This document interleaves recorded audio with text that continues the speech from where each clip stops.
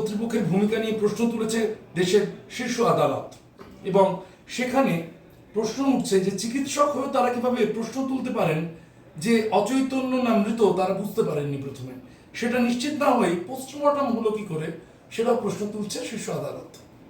একটা চক্র পরিকল্পিতভাবে রাজ্য সরকারের প্রশাসনের সঙ্গে সহযোগিতা করে পুলিশের সাহায্য নিয়ে, সর্বোচ্চ নেতৃত্বের হয়তো অনুমোদন নিয়ে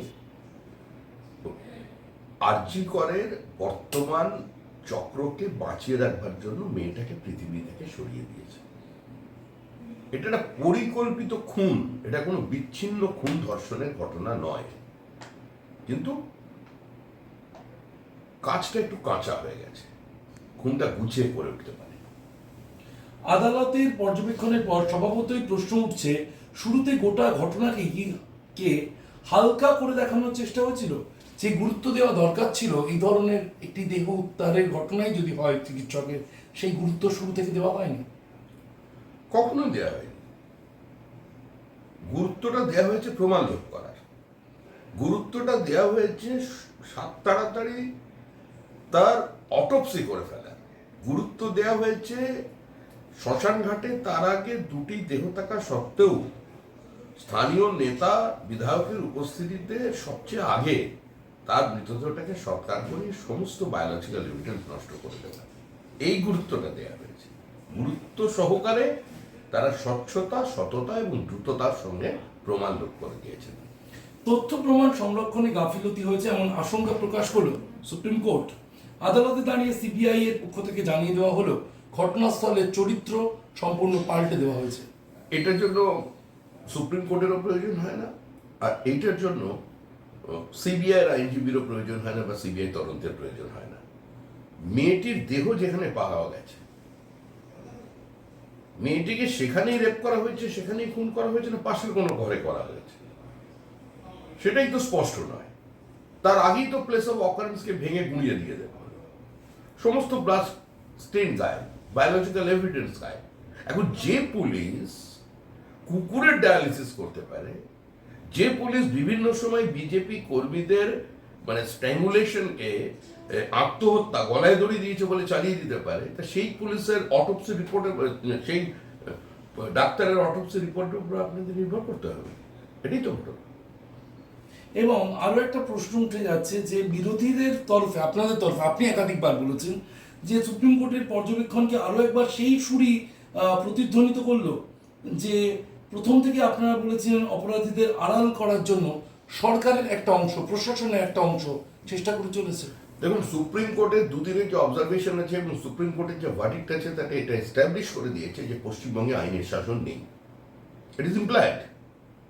কারণ যেমন সুপ্রিম কোর্ট একটা হসপিটালে চিকিৎসক এবং নার্সদের নিরাপত্তা দেওয়ার জন্য সিআইএসএফ কে সেখানে ডিপ্লয়মেন্টের কথা বলছেন, নির্দেশ দিচ্ছেন, তাহলে বোঝা যাচ্ছে যে এই সরকারটা একটা ডাক্তার, নার্স মানে হসপিটালের রোগীদের নিরাপত্তা দিতে পারে না। আর বারবার একটা সুপ্রিম কোর্টের প্রধান বিচারপতি যে প্রশ্ন করেছিলেন, তিনি বলেছেন যে তার 30 বছরের কেরিয়ারে তিনি এ ধরনের রাজ্য সরকার কোনোদিন দেখেননি, মানে এ ধরনের কাজকর্ম। এরপরে সরকারটা যদি বিন্দুমাত্র লজ্জা থাকতো, নিজেরাই কচু গাছে গলায় দড়ি দিয়ে দিত। প্রশ্ন উঠল যে একজন চিকিৎসক নির্যাতিতা, তিনি খুন হলেন, কিন্তু প্রথম এফআইআর করা উচিত ছিল হাসপাতাল কর্তৃপক্ষের, সেটা করা হলো না কেন? প্রশ্ন তুলল শীর্ষ আদালত যে প্রথমেই তো এফআইআর করতে যাওয়া উচিত ছিল হাসপাতাল কর্তৃপক্ষের, তাদের প্রশ্ন এফআইআর করতে এত ঘন্টা সময় লেগে গেল কেন? দেখুন, যারাই কাজটা ঘটিয়েছে তারা আর যাই হোক, তারা তো প্রফেশনাল কিলার নয়। খুনটা করতে হয়েছে, কিন্তু তারা কেউ হার্ডকোর ক্রিমিনাল নয়। তার জন্য গুছিয়ে করে উঠতে পারেনি ঠিক মতো, একটু আগে পরে হয়ে গেছে। তাহলে আনন্যাচারাল ডেথ সেটা রেজিস্টার হয়ে যাচ্ছে কখন? ক্রিমেশনের পরে। কিন্তু আমার মনে হয় ভারতবর্ষের ইতিহাসের ঘটনা কেউ শুনেছে বলে জানা হয়।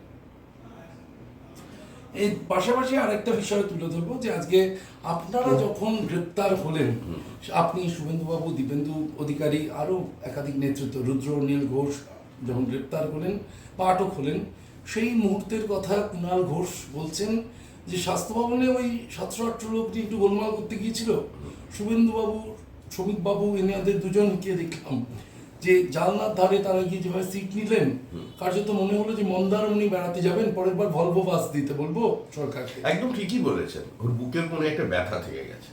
পূর্ব মেদিনীপুরে দলের দায়িত্ব নিয়েছিলেন না, উৎপাটিত করে দেবেন একদম ওখানে বিজেপিকে। কত মিটিং, কত রাত জাগা, কত বৈঠক, কত রণহুঙ্কার, কত মিছিল, মন্দারমণিতে বসে পরবর্তীতে কত স্বপ্ন উনি দেখেছিলেন। পূর্ব মেদিনীপুরের দু জায়গাতেই ওনার লোককে বিদায় জানিয়ে দিয়েছেন, আলবিদা বলে দিয়েছেন। কিন্তু বারবার এখন মন্দারমণির কথা মনে পড়ছে এবং যেতে একটু লজ্জা পাচ্ছেন, অবচেতন মনে ওটা সবসময় ঘুরছে, ওই জন্য মুখ দিয়ে বেরিয়ে গেছে। বারবার প্রশ্ন উঠছে, আজকেও আপনাকে এই প্রশ্নের মুখোমুখি হতে হয়েছিল। সিবিআই এর এই তদন্তে অনেকটা সময় পার হয়ে গিয়েছে, প্রতিদিন নিয়ম করে সন্দীপ ঘোষ যাচ্ছেন এবং ফেরত চলে আসছেন তারই বাড়িতে। এই প্রতিদিনে তার যাওয়া এবং তার আসা, তা নিয়ে নানা মহল প্রশ্ন তুলছে যে সিবিআই তার যাওয়াটার পর আসাটা আটকাবে কবে। দেখুন, রাস্তায় কোনো দোকানে চা খেতে গেলে, ফুটপাতে দাঁড়ালে মানুষ জিজ্ঞেস করছে আর কতদিন, কি করছেন আপনারা, কি উত্তর দেবো বলুন তো? মানুষ চাইছে এই মুহূর্তে তৃণমূল সরকারটা চলে যাক, এটাকে ফেলে দেওয়া হোক, আর অবিলম্বে যার নাম বললেন ওকে গ্রেপ্তার করা হোক। আমরা তো প্রথম দিন থেকে বলছি ওকে গ্রেপ্তার করা হোক। কলকাতার পুলিশ কমিশনার, যিনি দায়িত্ব নিয়ে কামদুনি কাণ্ডের প্রকৃত অপরাধীদের বেকসুর খালাস করবার ব্যবস্থা করেছেন, তাকে গ্রেপ্তার করা হোক। টালা থানার কনসার্ন অফিসার, তাকে গ্রেপ্তার করা হোক। এবং যে অ্যাসিস্ট্যান্ট সুপার, যিনি ফোন করে জানিয়েছিলেন যে আপনার মেয়ে আত্মহত্যা করেছে, তাকে গ্রেপ্তার করা হোক, এটা আমাদের দাবি। এরপরে আইনি প্রক্রিয়া সিবিআই কিভাবে চলবে সে তো আমার জানা নেই। কারণ দেখুন, সিবিআই এখন আর কেস প্যারেট নয়, আর সিবিআই পশ্চিমবঙ্গের সিআইডি নয় যে তৃণমূল কংগ্রেস ভবন থেকে পরিচালিত হবে। এর বেশি আমার তো কিছু জানা নেই। সিবিআই এর মতো করছে, কিন্তু আমরাও অখুশি। মানুষ যেরকম বলতে চাইছে আমরাও অসুখী। এবং খুব সিগনিফিকেন্ট বিষয় এটাই যে একটা হসপিটালে যখন সুপ্রিম কোর্ট বলছে যেখানে সিআইএসএফ ডিপ্লয় করা হোক, এটার ইমপ্লাইড এটাই যে এ রাজ্যে অন্তত 355 ধারা জারি করার পরিস্থিতি তৈরি হচ্ছে। এটা পরোক্ষভাবে সুপ্রিম কোর্টের নির্দেশই থেকেই বোঝা যাচ্ছে। আমার একদম শেষ প্রশ্ন, অভিষেক বন্দ্যোপাধ্যায় তার একটি এক্স হ্যান্ডেলে পোস্ট নিয়ে আজকে রাজ্য রাজনীতিতে নানান আলোচনা হচ্ছে। যে সময় দাঁড়িয়ে বেলুড়ে অ্যাসিড অ্যাটাক হচ্ছে, আনন্দপুরে মহিলার দেহ উদ্ধার হচ্ছে এবং আরজিকর নিয়ে আপনারা একের পর এক কার্যত প্রশ্ন তুলছেন। অভিষেক বন্দ্যোপাধ্যায় তিনি বললেন যে আরজিকর ঘটনার পর থেকে এই দেশের 900টি রেপের ঘটনা রেজিস্টার হয়ে গিয়েছে। অবিলম্বে বিভিন্ন রাজ্য সরকার তাদের সম্মিলিতভাবে কেন্দ্র সরকারের উপর চাপ তৈরি করা উচিত আইন পরিবর্তনের জন্য, যাতে 50 দিনের মধ্যে ধর্ষককে শাস্তি প্রদান হয়ে যায় ট্রায়াল করার পর। প্রথম কথা, এই মুহূর্তে পশ্চিমবঙ্গের মানুষ অভিষেক বন্দ্যোপাধ্যায়কে সমাজবিজ্ঞানীও মনে করছেন না, বা বিদ্যাসাগর রামমোহনও মনে করছেন না। তিনি একজন রাজনৈতিক কর্মী, নির্বাচিত জনপ্রতিনিধি, তৃণমূল কংগ্রেসের নেতা, উত্তরাধিকারী। তাকে এই প্রশ্নটা গিয়ে করুন, যদি তিনি আইনের এত দ্রুততাই চান, তাহলে ভারতীয় ন্যায় সংহিতা, একটা সে 1800 সালের আইন, একটা কলোনিয়াল হ্যাংওভার, সেটা থেকে নিজেরা মুক্ত হতে পারছেন না কেন? তার বিরোধিতা করছেন কেন? কেন দিল্লিতে গিয়ে, কোন কারণে? আজকে আদালতের গতি যাতে ত্বরান্বিত না হয় তার জন্য আজকে তিনি সিপিআইএম এর সঙ্গে, কংগ্রেসের সঙ্গে হাত মিলিয়ে সেখানে কেন বিরোধিতা করছে তার দল? আর তদন্ত স্লথ হয়ে যাক, এটার প্রথম প্রদর্শক তো তৃণমূল কংগ্রেস। দেখছেন না, রাজ্য সরকার রোজ জনগণের টাকা নিয়ে সুপ্রিম কোর্টে চলে যাচ্ছে।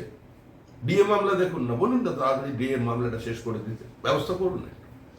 এত তো খরচা করছেন, কোটি কোটি টাকা মানুষের খরচা হচ্ছে, প্রতি ব্যাপারেই আদালতে যাচ্ছে। ভারতীয় বিচার ব্যবস্থার গতিকে স্লথ করে দেওয়ার জন্য যদি কেউ চ্যাম্পিয়ন থাকে, সেটা হচ্ছে তৃণমূল কংগ্রেস।